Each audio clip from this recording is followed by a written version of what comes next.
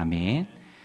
복 있는 사람은 이란 제목으로 하나님 말씀 저녁에 함께 나누겠습니다. 시편 1편 말씀은 참 많은 사람들이 좋아하는 말씀 중에 하나입니다.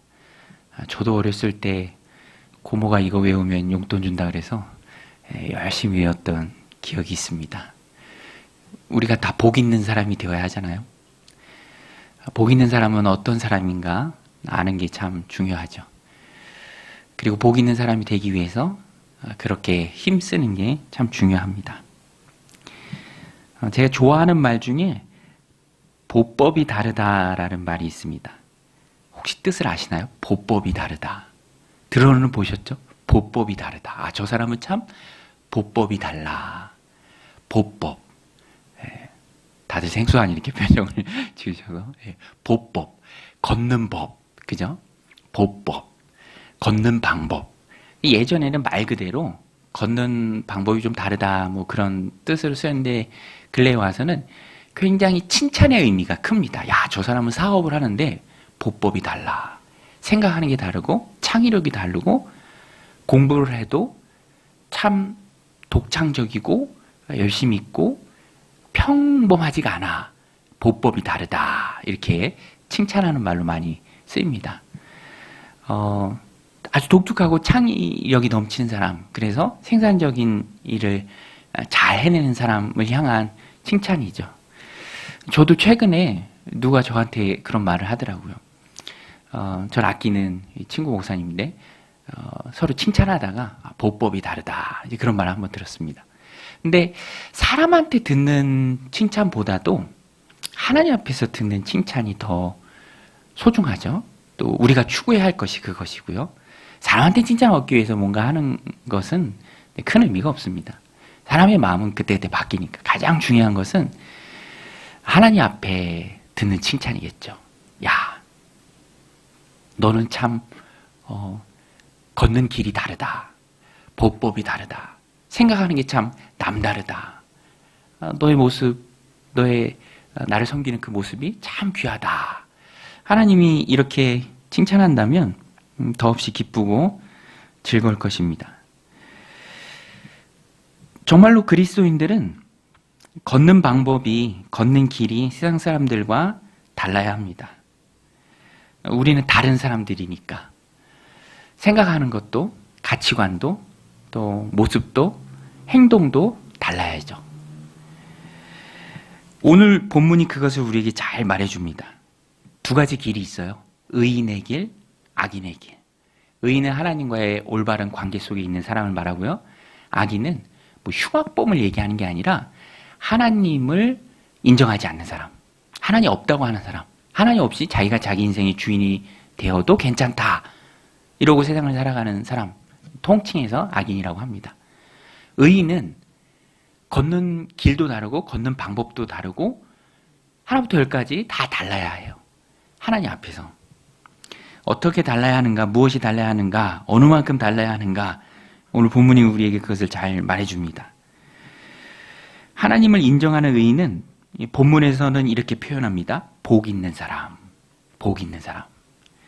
저도 이름에 복자가 들어가는데 안 웃으실 줄 알았어요. 복을 좋아하니까.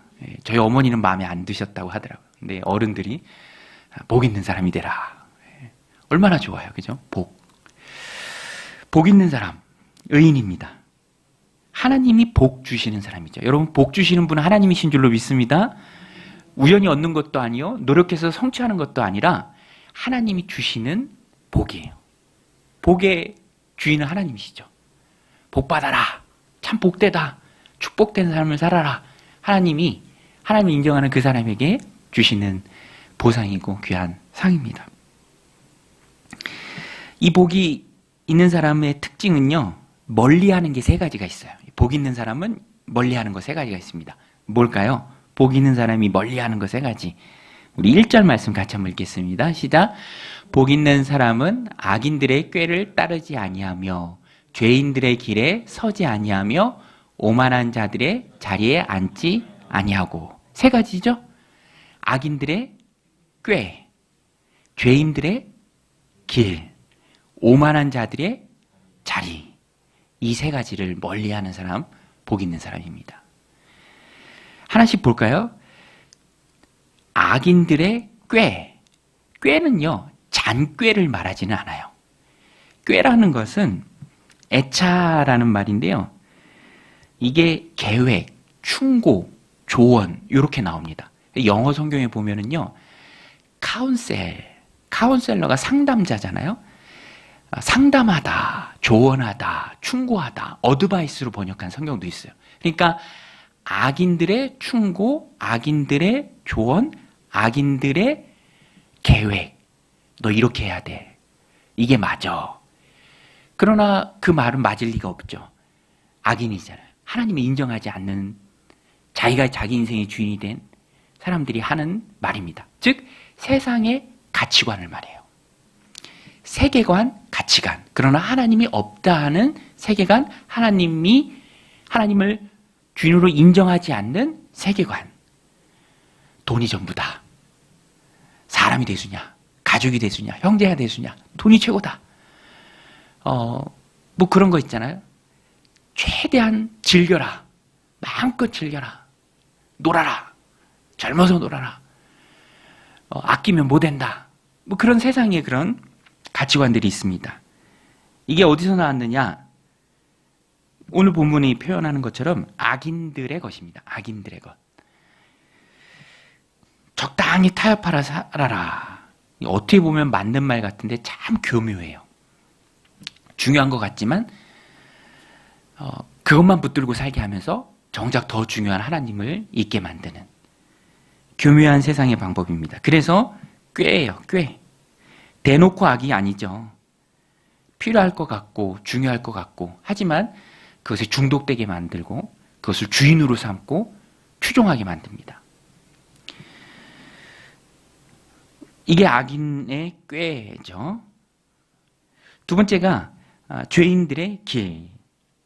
데레크인데요. 삶의 방식을 말합니다. 이게 꾀랑 참 의미가 있는 게 꾀가 생각이잖아요. 계획.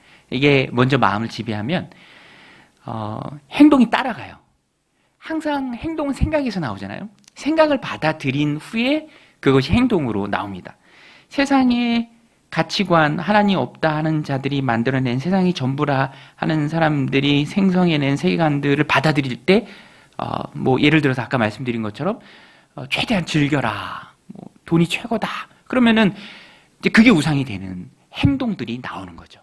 다른 건 다 뒷전이고 이제 그것이 앞장서게 되는 것입니다. 믿음도 신앙도 다 후순위로 밀려나고 세상이 주는 그 악인들의 꾀를 받아들일 때 죄인의 길에 서게 되는 것이죠. 자리는 모샤부인데요. 이거 소속 정착을 말합니다. 소속.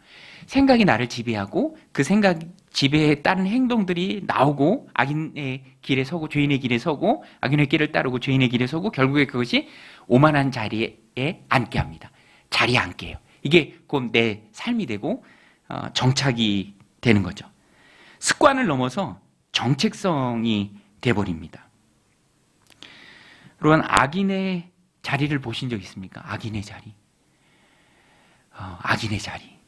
이게 되게 무서울 것 같은데 우리 주변에 참 많이 있습니다.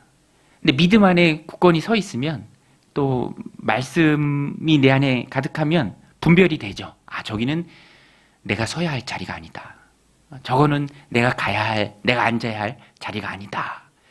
무서워서 떠나게 되죠.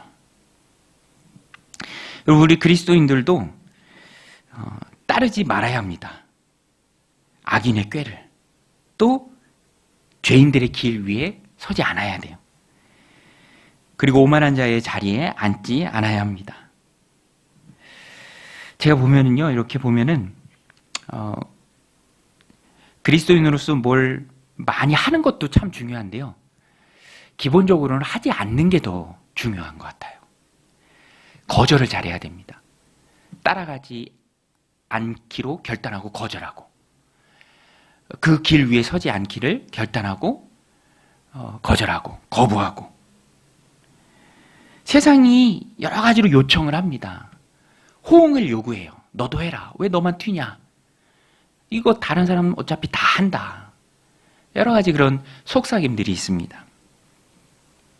그런데 복 있는 사람은 오늘 성경은 분명히 얘기합니다. 악인들의 꾀를 따르지 않고 죄인들의 길에 서지 아니하며 오만한 자들의 자리에 앉지 아니한다. 여러분, 악인들의 꾀, 죄인의 길, 오만한 자의 자리, 그것이 우리를 유혹할 때, 호응하라고 요구할 때 단호히 거부하시기를 주님의 이름으로 축원드립니다. 단호히 거부해야 돼요. 하는 거를 능동적으로 잘하는 것도 중요하지만 기본적으로 거부하는 게 참 중요합니다. 저희 어머니, 아버지 제가 참 존경하는데 오랫동안 이제 목장을 하셨어요. 근데 그 과정에 보면은요, 사기꾼들이 막 와요. 집으로도 와. 이거 해야 된대. 그리고 어떤 큰 요구들, 인척들의 큰 요구를 뭐 누구랑 동업을 하자, 막 그런 것도 있고. 근데 참 존경스러운 게 원칙을 세우고 기준을 세우고 거절을 잘 하셨어요. 누가 길게 갑니까? 거절을 잘하는 거. 길이 아니면 가지 말라. 복 있는 사람이 해야 될 일입니다. 그것이 바로 복 있는 사람이 걸어가는 길이죠. 우리 그리스도인들은 그렇게 보법이 다른 사람들이 되어야 합니다. 세상과는. 그랬을 때 결과가 무엇인가? 이렇게 세 가지를 멀리했을 때 세상의 가치관, 죄인의 길, 오만한 자의 자리, 정체성으로 되지 않도록 거절하고 단호하게 거부할 때 얻는 결과가 무엇인가? 3절에 나옵니다. 우리 3절 말씀 같이 한번 읽겠습니다. 시작. 그는 시냇가에 심은 나무가 철을 따라 열매를 맺으며 그 잎사귀가 마르지 아니함 같으니 그가 하는 모든 일이 다 형통하리로다. 할렐루야. 이렇게 귀한 말씀이. 너 이거 해. 안 하면 큰일 나. 큰일 나는 게 어디 있습니까? 세상의 주인이 하나님인데. 길이 아니면 가지 말라. 믿음으로 결단할 때 하나님이 그 인생을 책임져 주시고 이렇게 만들어 주십니다. 시냇가에 심은 나무가 철을 따라 열매를 맺으며 그 잎사귀가 마르지 아니함 같으니 그가 하는 모든 일이 다 형통하리로다. 형통하리로다. 하는 일마다 잘 된다라는 말입니다. 근데 여기서도 형통이라는 말을 우리가 잘 이해해야 하는 게요, 이것이 우리가 그냥 지금 생각하는 것처럼 만사형통, 그것을 의미하는 것은 아닙니다. 성경 문맥에서의 형통은요, 하나님의 뜻이 이루어진다라는 의미예요. 여러분, 요셉 보세요. 요셉이 고난이 없었습니까? 그 인생에? 17세의 형들한테 팔리고 그 어린 나이에 멀리 노예로 팔려가고 거기서도 막 억울한 일 당하고 죄수가 되기도 하고 몇 년 동안 잊혀짐 당하기도 하고 고난이 참 많았죠. 그러니까 그것만 놓고 보면 요셉이 형통했다라고 세상적 기준으로 요셉을 말할 수는 없을 거예요. 그렇죠? 근데 요셉은 형통했습니다. 왜 형통했습니까? 하나님의 뜻을 이루었기 때문에 그래요. 형통이라는 것은 하나님의 뜻을 이루는 것입니다. 내가 단순히 돈 많이 벌고 행복하고 잘 되는 것을 말하는 게 형통이 아닙니다. 하나님의 뜻이 나를 통해서 이루어지는 것이 바로 형통이에요. 그리고 여기서는요, 기본 원리를 말합니다. 기본 원리. 부지런한 사람은 잘 된다. 게으른 사람은 어려워진다. 이게 대체로 맞는 원리잖아요. 그렇죠, 여러분? 물론 예외는 있어요. 그렇지만 대체로 맞아요. 공부 열심히, 애들 시험 기간인데 열심히 공부하면 좋은 성적 받잖아요. 제 아내도 뭐 이렇게 기사 보면 가끔씩 저한테 얘기해요. 뭐 어떤 학생이 의대를 갔는데 국어를 좋아해서 국어 선생님을 하려고 한다. 그 참, 그죠? 네, 대단해. 그렇죠. 그분이 그렇게 노력한 그런 결과잖아요. 기본적인 원리가 있습니다. 그런데 예외가 전혀 없다는 뜻은 아니죠. 그래서 이 말씀은 그렇게 받아야 합니다. 혹 나는 복 있는 사람의 길을 가려고 애를 썼는데 왜 내 삶은 시냇가에 심은 나무가 같지 않고 열매 맺지 않고 잎사귀가 푸르지도 않고 하나님마다 잘 된다고 했는데 왜 내 삶은 형통하지 않은가, 이렇게 하나님 앞에 따져 물을 수 없습니다. 형통이라는 것은 하나님의 뜻이 이루어진 거죠. 그래서 제가 요셉을 얘기해 드린 거고요.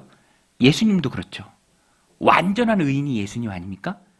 근데 예수님이 이 공생의 사역에 얼마나 고난이 많으셨어요. 배척당하고 조롱당하고 배신당하고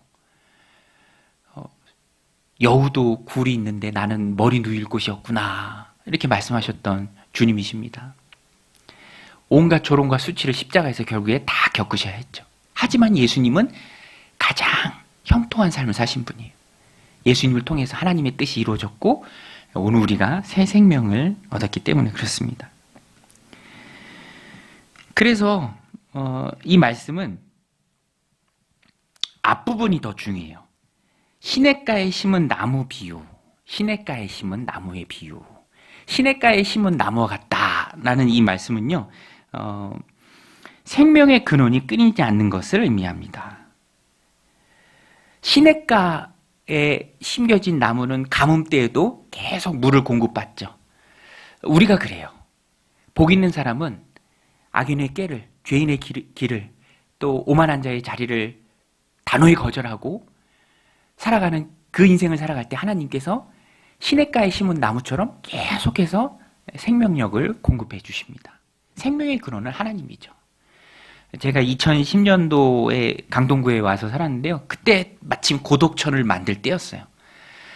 만드는 거 이렇게 보면서 참 재밌었던 게, 주의 있게 봤던 게 바로 그 옆에 이렇게 나무들을 막 심더라고요. 천 바로 옆에. 얼마나 나무가 빠르게 자라는지. 놀라운 생명의 공급이 바로 하나님이시다라는 것을 이 말씀이 우리에게 말해줍니다. 그래서 우리는 형통을 생각할 때 환경이 아니라 생명의 공급이다 이렇게 생각을 해야 돼요. 내게 생명을 공급하시는 하나님이 계시기에 내가 샘 곁에 심겨진 나무이고 나는 형통한 사람이다. 우리 한번 따라서 해보겠습니다. 나는 형통한 사람이다. 내가 하나님 곁에 있기에 하나님이 새 힘을, 능력을 공급해 주시기에, 우리와 동행해 주시기에, 나를 통해서 하나님의 뜻을 이루어 가시기에 나는 형통한 사람입니다. 여러분 믿으십니까? 나는 형통한 사람입니다. 그래서 세상에 없어질 것을 굳이 우리가 부러워할 필요는 없습니다. 마음의 평안과 천국의 소망을 주신 하나님, 내가 뭐라고 구원해 주시고 또 이 작은 나를 통해서 하나님의 그런 놀라운 뜻을 가정 가운데, 공동체 가운데, 또 나의 일터 가운데 이루어 가시니 얼마나 감사합니까? 내 마음의 평안을 주시고 천국의 소망 주시니 감사합니다.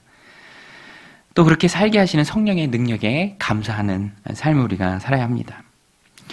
자, 그러면 오늘 본문의 이것이 의인인데요. 악인은 어떨까? 악인. 오늘 본문에 두 사람이 대비됩니다. 의인과 악인. 의인은 세상의 가치관을 단호히 거절하죠. 그리고 형통한 삶을 살아갑니다. 하나님의 생명의 공급을 늘 받아요. 마음의 평안을 가지고 살아갑니다. 그 악인은 흉악범을 얘기하는 게 아니라 하나님이 인정하지 않는 사람, 하나님 없이 살아간 사람, 자기가 자기 인생의 주인이 되는 사람, 그리스도 밖에 있는 사람을 말합니다. 이 악인은요, 오늘 말씀 4절에 나옵니다. 우리 4절 같이 한번 읽겠습니다. 시작. 악인들은 그렇지 아니하며 오직 바람에 나는 겨와 같도다. 여러분 겨 아시죠? 겨. 겨는 생명이 있습니까? 없습니까? 겨는 생명이 없어요. 없어요. 알곡을 감싼 껍질입니다. 알곡이 떨어지고 겨는 바람에 날리죠. 키질할 때도 바람을 등지고 이렇게 하면은 껍질은 바람에 날려서 다 날아가잖아요. 알곡만 남잖아요. 겨는 아무런 생명력이 없습니다. 그냥 휘둘릴 뿐이에요. 이쪽으로 갔다가 저쪽으로 갔다가. 시냇가의 나무와 대비되는 존재죠. 무게가 없습니다. 가벼워요. 악인은 바람에 나는 겨와 같다. 아무짝에도 쓸모없고요. 그냥 모아서 태웁니다. 잘 타지도 않아, 겨는. 계속 연기만 나고. 여러분, 우리는 시냇가의 나무가 되어야 합니까? 무게가 없이 이리 흔들 저리 흔들 날려다니는 겨가 되어야 합니까? 우리는 시냇가의 나무 되어야 할 줄로 믿습니다. 그래서 우리는요, 기준을 세워야 합니다. 하나님의 말씀으로 기준을 세워야 돼요. 복 있는 사람, 기준이 있는 사람들입니다. 기준이 있기 때문에 그 기준에 어긋나는 것을 거부하죠. 우리 2절 말씀 같이 읽겠습니다. 시작. 오직 여호와의 율법을 즐거워하여 그의 율법을 주야로 묵상하는 도다. 복 있는 사람은, 의인은, 시냇가에 심겨진 나무와 같은 사람은 오직 여호와의 율법을 즐거워하여 그의 율법을 주야로 묵상하는 도다. 말씀을 사랑하고 말씀을 마음에 채우고 말씀을 양식으로 삼고 또 말씀의 기준으로 세상을 살아갑니다. 무엇을 하고 안 하고는 기준에 의해서 결정이 되죠. 다니엘도 뜻을 세웠습니다. 다니엘 1장 8절인데요. 이 말씀도 우리 같이 한번 읽겠습니다. 시작. 다니엘은 뜻을 정하여 왕의 음식과 그가 마시는 포도주로 자기를 더럽히지 아니하리라 하고 자기를 더럽히지 아니하도록 환관장에게 구하니. 바벨론의 포로로 가 있어서 자유가 없었고 시키는 대로 해야 할 처지이지만 그런 상황과 환경 속에서도 다니엘은 뜻을 세웠습니다.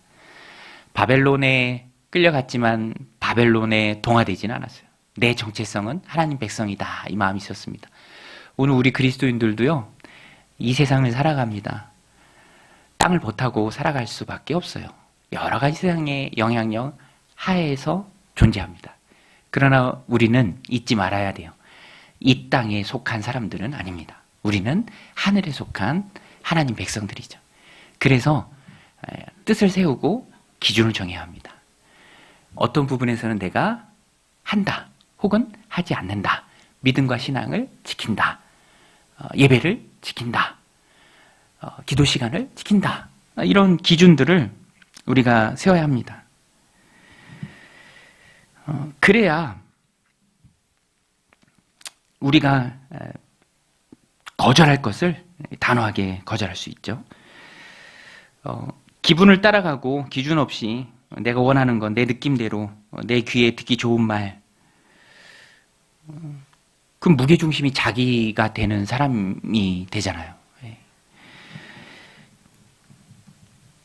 그러면 하나님 말씀의 기준이 모호해집니다. 여러분, 믿음과 신앙생활의 기준은 하나님의 말씀인 줄로 믿습니다. 그 말씀도요, 내가 원하는 소비자 같은, 내가 좋아하는 게 있잖아요.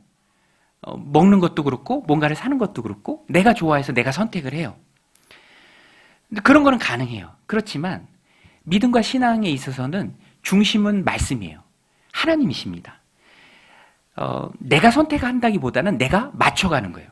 성령 충만이 뭡니까? 성령님이 나를 쓰시도록 나를 성령님께 드리는 거예요.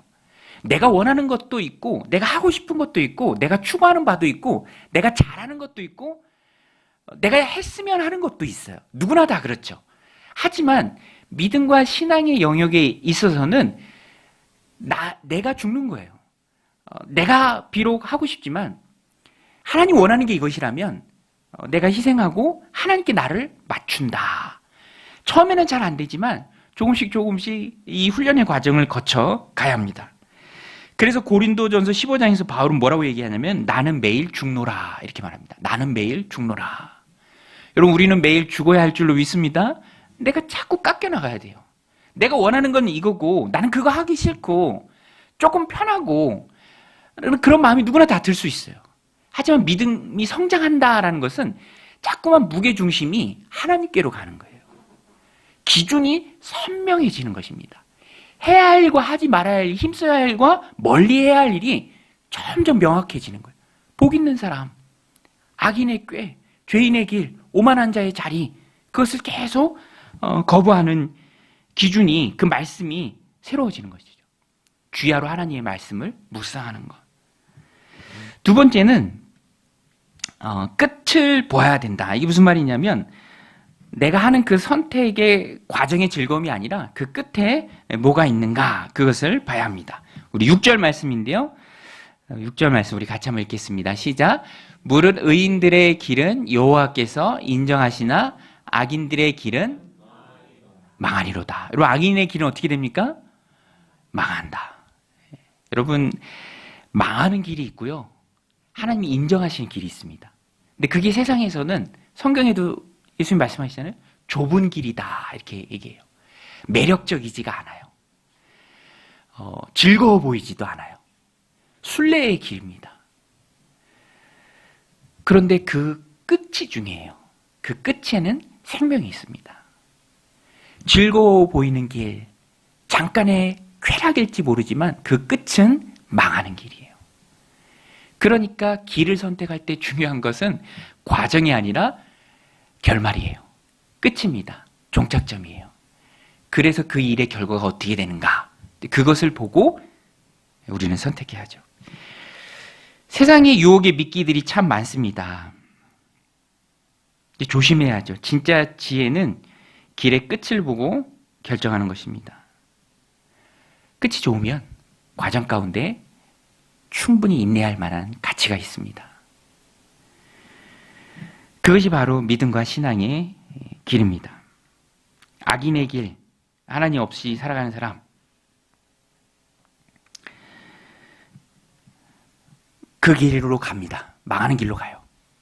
근데 하나님을 믿는다라고 하면서 우리가 그쪽으로 따라가면 안 되겠죠. 끝을 항상 봐야 합니다.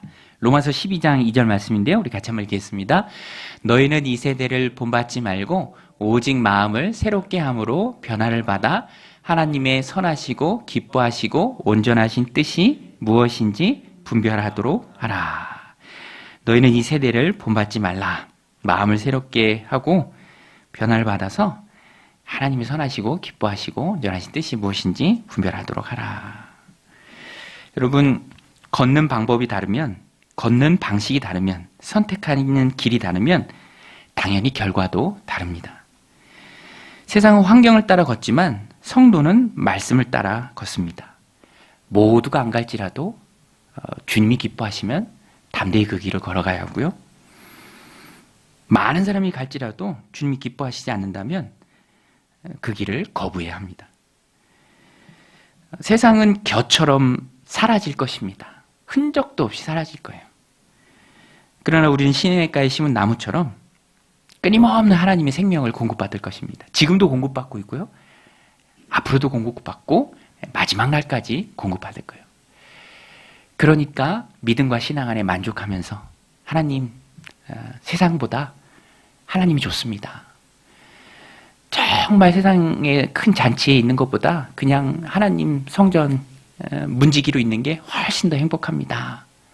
그 고백이 우리 가운데 있어야 합니다. 오늘 이 말씀 마음에 새기고 복 있는 사람으로 시냇가에 심은 나무처럼 하나님의 뜻을 이루는 형통한 자들이 다 되시기를 주님의 이름으로 축원드립니다.